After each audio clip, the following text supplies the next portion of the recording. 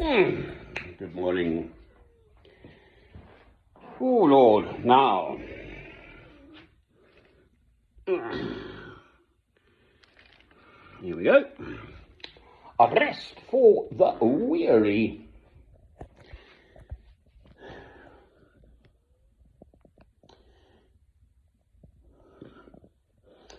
At that time, Jesus said, I praise you, Father, Lord of heaven and earth, because you have hidden these things from the wise and learned, and revealed them to little children. Yes, Father, for this was your good pleasure. All things have been committed to me by my Father. No one knows the Son except the Father, and no one knows the Father except the Son, and those to whom the Son chooses to reveal him. Come unto me, all ye who are weary and heavy laden, and I will give unto you rest. Take my yoke upon you and learn from me, for I am gentle and humble in heart, and you will find rest for your souls. For my yoke is easy and my burden is light. Amen. So, there we are. To all those who wonder what one ought to do, how to make sense of this mad world. There was a film of that title with four mads. Well, it jolly well is getting madder by the minute. You listen to the news, which I feel I sort of must actually.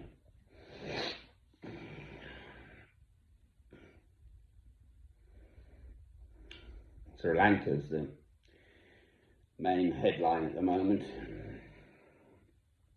Shoot on sight. If you have found looting or setting fire to the Prime Minister's house or anything like that. Ooh. And then, of course, everything else falls apart. The economy, and you've got to have some form of stable government.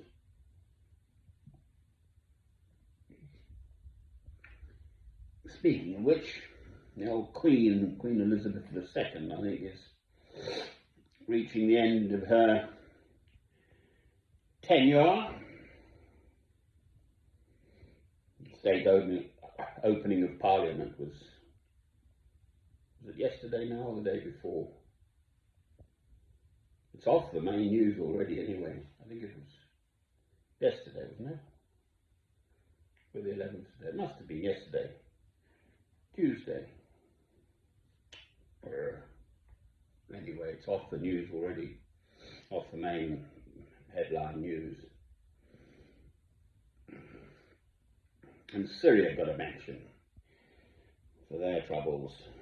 I gather what's happening there is, by and large, the only thing people can earn any money therewith by through to and from is drugs. So there's a huge burgeoning industry of illegal drugs. Brilliant. And that certainly hasn't gone away, that conflict, and we hardly hear a word about it now with the war in Ukraine, Russia. I found myself watching, moi je parle français couramment, j'ai vécu en France, alors je parle français. So I lived in France and I speak French, and I've always liked the sound of French. I find it musical and just, I don't know, pleasing to the ear and whatever. And this documentary popped up on my YouTube feed of an hour and 38 minutes, I think. And generally I just feel, well, Second World War, it's done and dusted, but somehow I found myself actually listening with great interest. It's about Hitler and those surrounding him and how he got there and his psyche and what was going on, those around, how they this gassing of the Jews was designed to a large extent, as far as I could understand it, really. I mean, it seemed pretty straightforward to understand. I mean, they started off by shooting these undesirables, and the other one was anyone disabled. I'd forgotten about that. The Germans had this thing about the Aryan, blue-eyed, like me, I'm afraid. It is actually my background, I understand. I've got Prussian ancestors. My father's side come from King's Lynn and Norfolk, going back generations, but somewhere before that there was, I'm a Bush, a B-U-S-H, and I think that is possibly a corruption of Bosch, B-O-S-C-H, from Prussia, possibly. I don't know for sure, but quite a few generations back, my father's lot were English.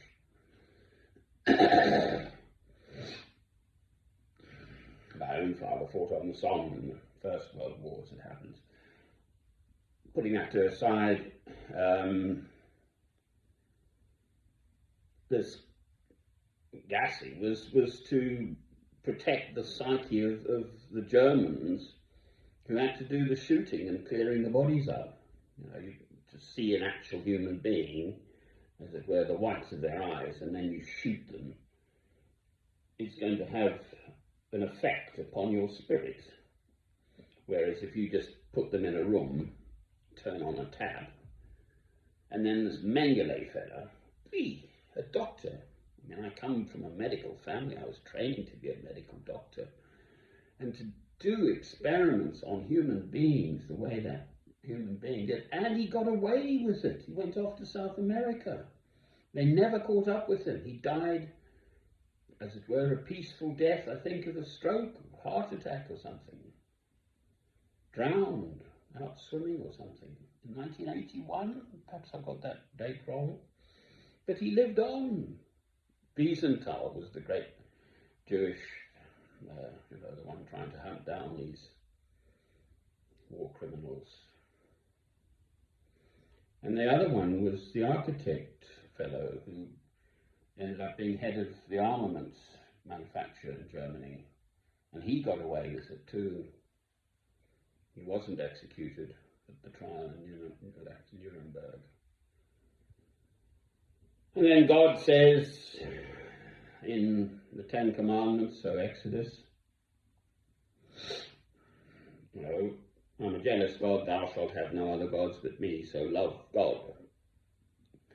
And then the sins of the fathers will be visited on the children for the second, third, and I'm pretty sure fourth generation, which we're not entirely through yet for the perpetrators. And they spoke to sort of the grandson of one of the Goebbels, Himmler, all that lot, Goering. Those were the three closest, I think. One sort of knows these names just because they crop up in various contexts.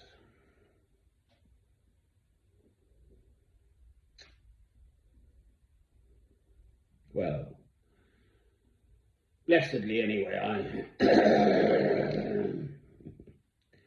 chose a very beautiful, normal, stable, middle-class family of farmers and doctors and nurses. And my granny was a very straight back, was a mathematician as well, and I certainly have nothing of that in my background.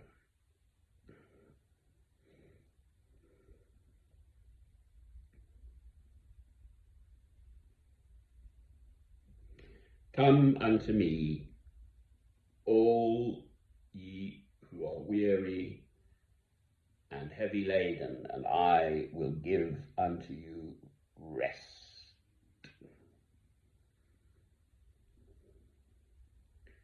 Well, that's rest for your souls. Those are Christ's words. And he says it there again, that the adults will be blind and deaf, and children will somehow see clearly still.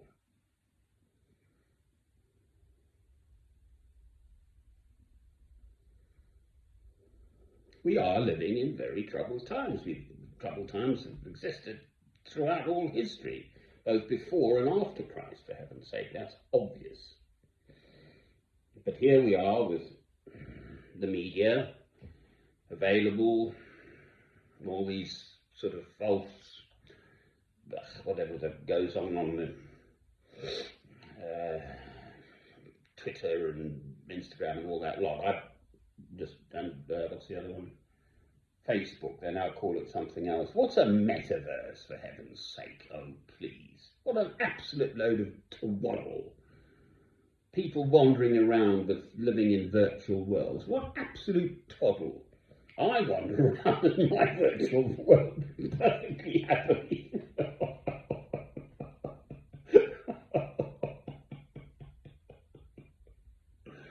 Oh dear. Believing in what I believe in, thank you. I can still fix a plug and, boil a lovely pot of rice and lentils there, for instance. I've got a few stocks and supplies in the house in case I've got a little gas. I've got 2 gas cooker things. I've got bottles of water, fresh, clean drinking water stored just in case the water supply were interrupted. Got candles. So I'm not entirely without practical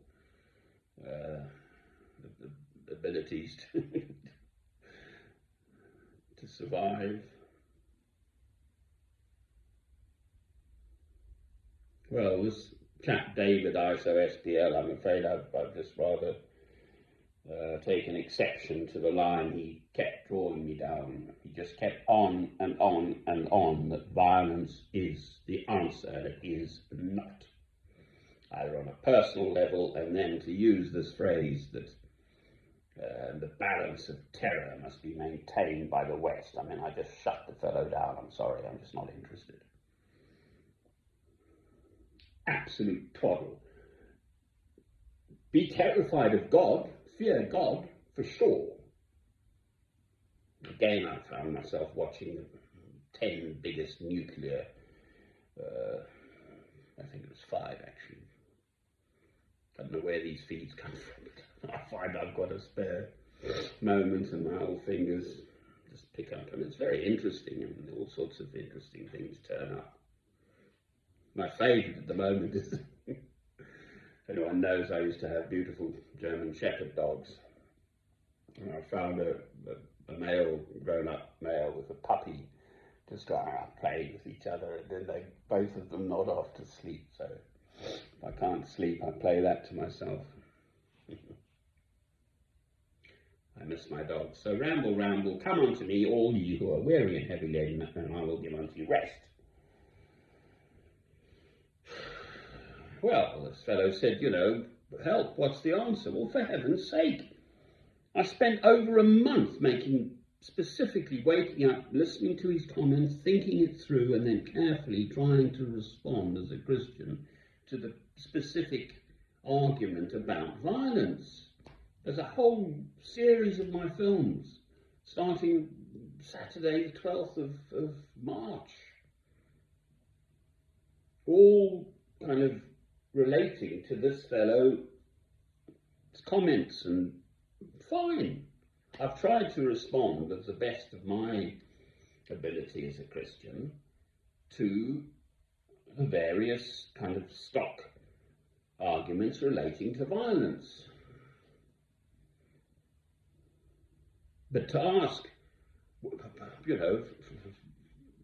From whence cometh my salvation? Where is the help? Well, the fellow seemed to be Christian as well. Speaking about when Christ's second coming happens, then so he seemed to know about that. That is, in fact, the answer. But if that doesn't happen in one's lifetime, I mean, if you are in monstrous circumstances now, then those words are blessed. If you truly carry this love of God through Christ within you, it matters not what happens to you in life. I've mentioned before, there's a lady who must have passed on by now, but Corrie ten Boom, so on the Protestant side, a Dutch lady. Her parents used to take in Jews and hide them, and built a special false wall in Haarlem, I think, in Holland. And they were all hoiked off to Ravensbrück, the family, the old man and his two daughters.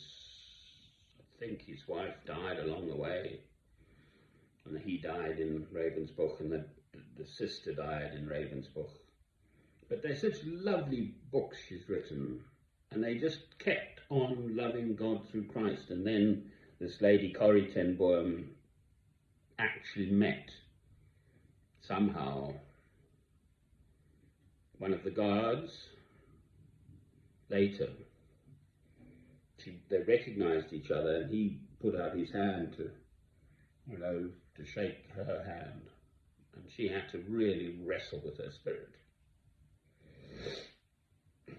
But I believe she did, in fact, shake his hand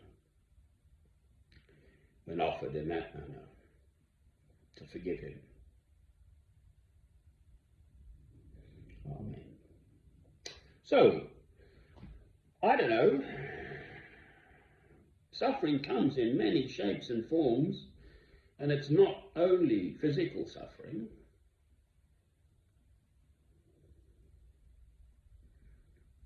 Mental suffering, if anything, is worse. Physical suffering, you can sort of get your head round, as it were. You know, you break a leg, well, you're in pain, so you take morphine, have an operation, fix it, and you know there'll be a time period, and then it'll be better. Whereas mental suffering is of an entirely different order. For whatever reason, I've been thinking about old Elijah, the Old Testament prophet, who essentially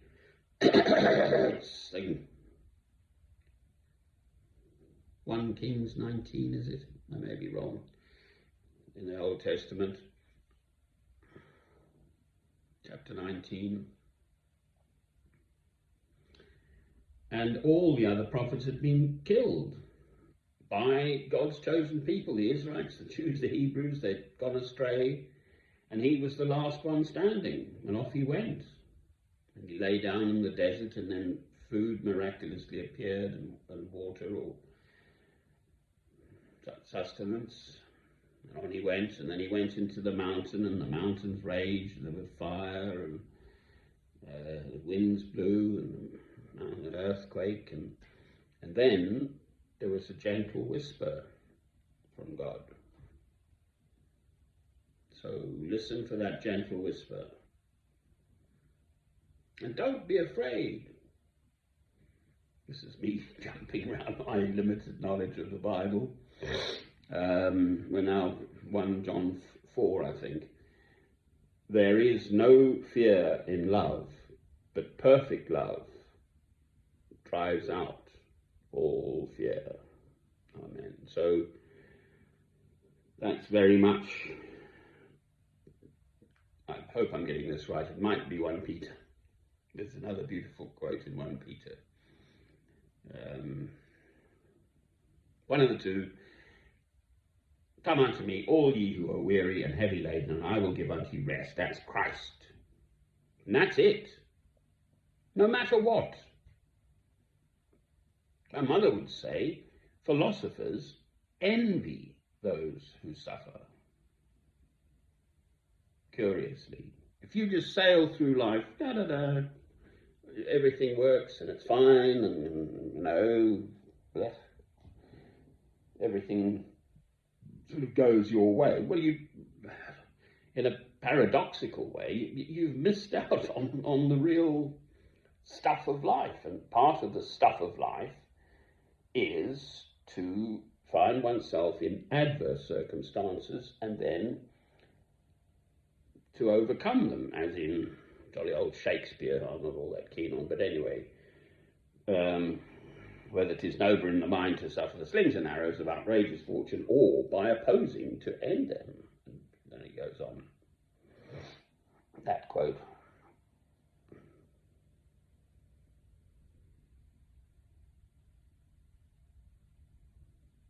I'll wake my monks up, actually. I like this time of day. I do actually get rest earlier. I tend to knock off quite early in the evening. It's getting lighter now, of course. So I get some sleep earlier, and then I quite like to be up for midnight vigils. Midnight or 1 a.m. this morning. I was up. Watch a bit of the news and get my monks out of there. Well, they are praying. I think of them often. The Carthusian monks that à la Grande Chartreuse en France, or Massif Central, au sud de la France. In the south of France, they are in the mountains. These Carthusian monks from St. Bruno, 1084, 1084 is the sort of pivotal date. So, these aren't. These are another set of monks.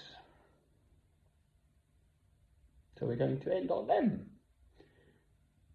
Come unto me, all ye who are weary and heavy laden, and I will give unto you rest.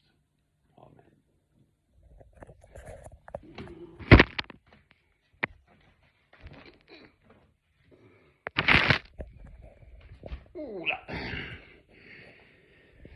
Oh, shouldn't I? I'm the lucky one to have all this around me. I've been out though. Been set fire to once, actually. Some idiot.